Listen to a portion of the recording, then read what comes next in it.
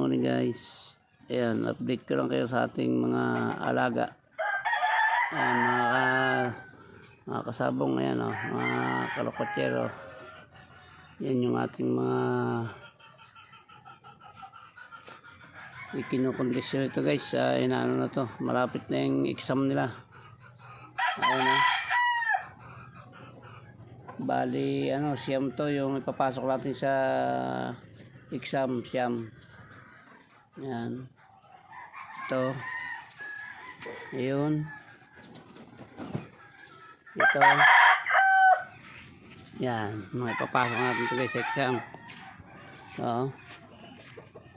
Ito pa, yun, siyam. Ba isa guys, yan, siyam ito.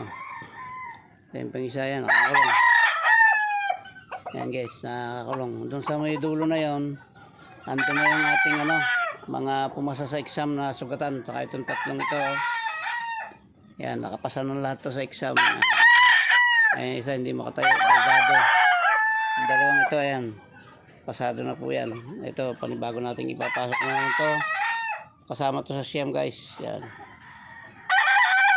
Yan, hindi pa pinapakain guys. May mga tama pa yan. May mga kuwan pa yan. Meron pa yan, tingnan nyo ito. Tanggal yung palong. Tari na yung tumanggal sa palong guys. Yan. Yan, pasyal ka kayo dun sana. May dalawa pa lang guys. Ito, wala pa to guys. Hindi pa to pwede. Yung may team na yung bata pa, at ito namang puti ay bago siyang lugon niyan guys, wala pang buntot. At ito namang isang ito, ewan ko ba rito sa isang ito, tomboy yata ito, ayaw paghawak, ayaw lumaban. Pagka hindi naman hawak, lumalaban. Yan guys, kasalang sa flying pin yung ating pandalawa rito. Ito sana pang 10 to sa inaayos natin para sa exam. Pang 10, kaso medyo nakalaylay pa yung pakpak niya guys. Yan, mukhang mahina pa yung pakpak niya, kaya dito ko nilagay sa flying pin para masanay siyang dyan, dahil sila. Pero ito na to guys. Ito siguro mauuna kasama nung nasa kulungan natin na nandoon. Mauuna ito sa niya guys, sa exam niya. Sa itong papasa ito. Yan. Ito, paglakas ng kanto ng niya, pakpak niya, baka mapasalang na rin sa exam guys. Yan. Update ko lang kayo. Ito na yung ating mga bagong alaga ngayon.